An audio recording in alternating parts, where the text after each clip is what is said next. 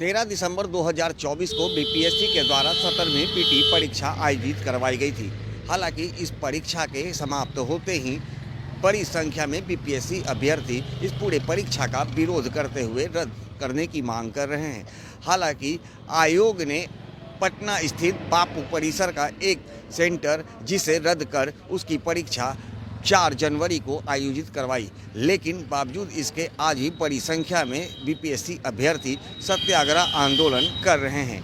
इसी बीच बीपीएससी के द्वारा आनन फानन में 24 जनवरी को रिजल्ट भी प्रकाशित कर दी गई है, लेकिन इस रिजल्ट को लेकर के लोगों ने काफ़ी संदेह जताया है और कहा है कि आयोग पूरी तरह से मनमानी कर रही है। इस पूरे मामले को लेकर के बीपीएससी अभ्यर्थियों के द्वारा एक संवाददाता सम्मेलन का आयोजन किया गया और आयोग पर क्या कुछ आरोप लगाए गए, उसके साथ ही आगे की इन लोग क्या रणनीति बनाई है, इस पर उन्होंने क्या कुछ कहा, आइए सुनाते हैं।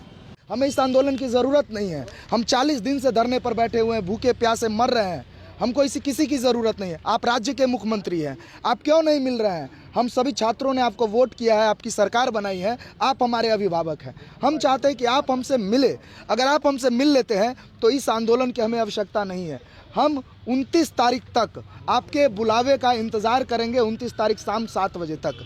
अगर आप नहीं करते हैं तो ये महाआंदोलन जो है एक विग्र रूप लेगा और हम लोग शांतिपूर्वक काला पट्टा हाथ पर बांध करके 30 तारीख को पटना में कूच करेंगे। और जितने भी साथी हैं, जितने भी अभिभावक हैं, वो सभी हम छात्रों के हित में आए और 30 तारीख को इस महाआंदोलन में अगर सत्ताधीश नहीं सुन रहे हैं, आयोग नहीं सुन रहे हैं, तो उनको कड़ा चोट दे करके सुनाए कि छात्र अब रुकने वाला नहीं है। सन 74 की जो क्रांति हुई थी जेपी साहब के नेतृत्व में, ये क्रांति छात्रों के नेतृत्व में विशुद्ध छात्र आंदोलन के रूप में जाना जाएगा। आने वाला इतिहास, ये आने वाले समय में इस इतिहास को आंदोलन में कभी कोई भूल नहीं पाएगा। इतिहास एक रूप लेगा। ये हमारा जो है QR कोड है, जिसके बारे में हमने बताया था, टेलीग्राम ग्रुप पर है। आप सभी साथियों से अनुरोध है कि इससे जुड़े।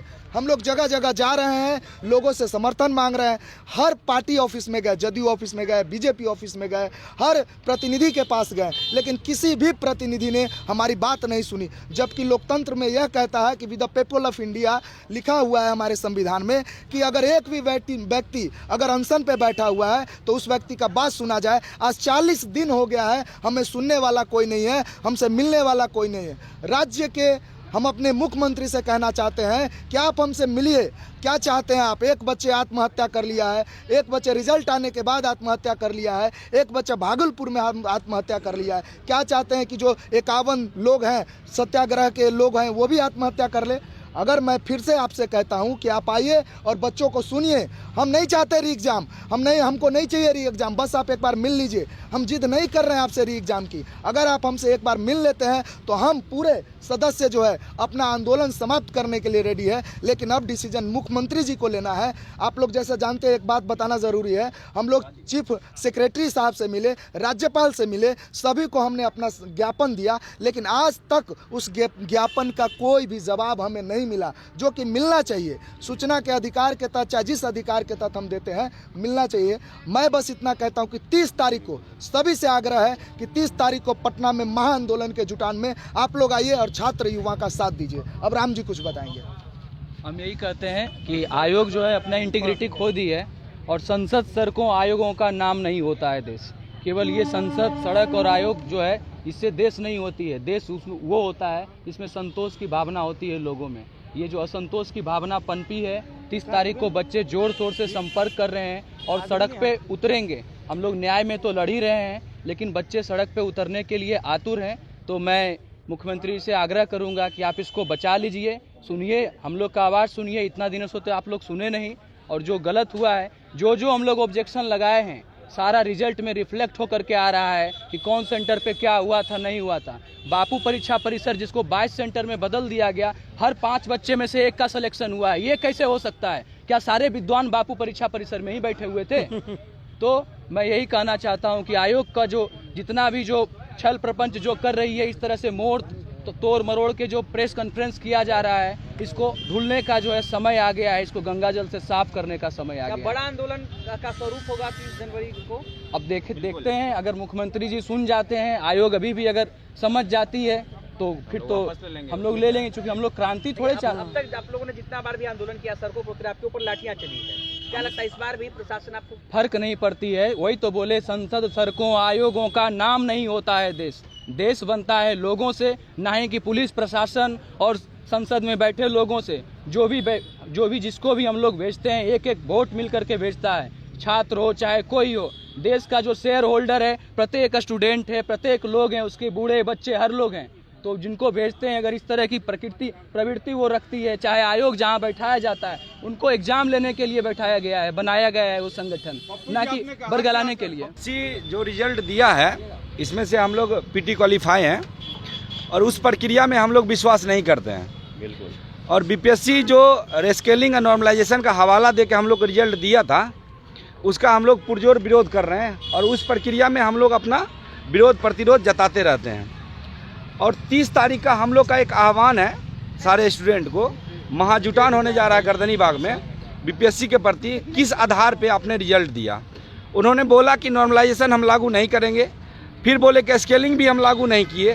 तो एक एग्ज़ाम का 2 पेपर और दोनों का कट ऑफ सेम, इसका बेस क्या, इसका आधार क्या है, किस आधार पे किए, ये हम जानना चाहते हैं। और जो 30 तारीख का महाजुटान है बच्चों का, उसमें सारे बच्चे शामिल हो रहे हैं, जो पीटी पास हैं, जो फेल हैं, जो नहीं है, सब बच्चा जो स्टूडेंट है वो 30 के महाजुटान में आ रहे हैं। इस प्रक्रिया से असंतोष व्यक्त कर रहा है वो सभी लोगों का कॉल है। और सिर्फ बीपीएससी नहीं, देखिए बगल में टीआरई वाले बैठे हुए हैं, हम लोग मोबिलाइजेशन कर रहे हैं, घूम रहे हैं। बच्चे में बहुत असंतोष है सारी प्रक्रिया को लेके, और खासकर बीपीएससी को लेके। जिस तरह से उन्होंने तानाशाही रवैया अपनाया है और बच्चों को गुमराह किया है, कदम कदम पे गुमराह किया है। चाहे वो नोटिफिकेशन पे लेके कमेंट जब चेयरमैन का हुआ, उस समय से गुमराह किए कि 60% सवाल यूपीएससी लेवल के आएंगे। उसके बाद जिस तरह के स्तरहीन सवाल पूछे गए एग्जाम में, फिर एग्जाम कैंसिल किया गया, बापू परीक्षा परिसर का दोबारा एग्जाम लिया गया।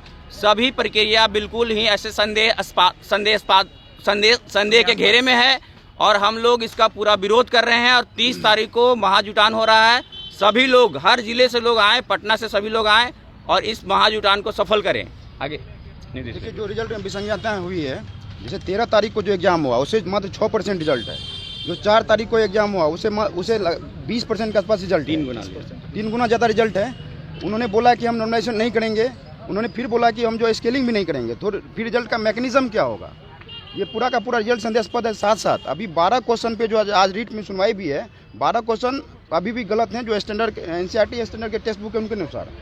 एक बात मैं कहना चाहूँगा, जो ऑनरेबल चेयरमैन रहे हमारे अतुल प्रसाद जी, उन्होंने एक ड्रेस्टिक चेंजेस किया था, क्रांतिकारी परिवर्तन किया था ट्रांसपेरेंसी को लेके। पहली बार जो है 1/3 नेगेटिव हुआ, कोई विरोध नहीं हुआ। 69th के पूरे एग्जामिनेशन प्रोसेस में एक क्वेश्चन गलत नहीं था, डाउटफुल नहीं था।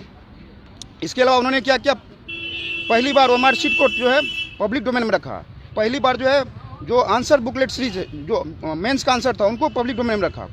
तो एक डेमोक्रेटिक प्रोसेस के थ्रू ने एक बहुत बड़ा जो है साहसिक जो है प्रयास किया कि जो है ट्रांसपेरेंसी हो जाए। उसके बाद क्या हुआ कि आयोग के प्रति जो है लोगों में श्रद्धा बढ़ी, आस्था बढ़ी, विश्वास बढ़ा। आप देखेंगे लगातार जो नंबर ऑफ एप्लीकेंट्स जो है वो लगातार जो है बढ़ते चले गए। लेकिन क्या किया, जो अभी जो वर्तमान चेयरमैन है, ऑनरेबल चेयरमैन, उन्होंने क्या किया, उस पूरे के पूरे जो स्टैंडर्ड जो एक एस्टेब्लिशमेंट हो गया था ट्रांसपेरेंसी मैकेनिज्म का, उनको ध्वस्त कर दिया इन्होंने। और साथ साथ मुझे लगता है कि जो मेंबर्स होते हैं, ऑनरेबल मेंबर्स होते हैं, वो एक जैसे राज्यसभा होता है, अपर हाउस होता है, जो इंटेलेक्चुअल क्लास जो हाउस होता है, पॉलिसी मेकिंग्स में एग्जामिनेशन का प्रोसेस क्या हो, पैटर्न्स क्या हो, वो काफ़ी सजग और गंभीरता से अपना सुझाव देते हैं। तो मुझे लगता है कि उन चीज़ों पे भी जो बहुत गंभीरता से विचार नहीं किया गया है।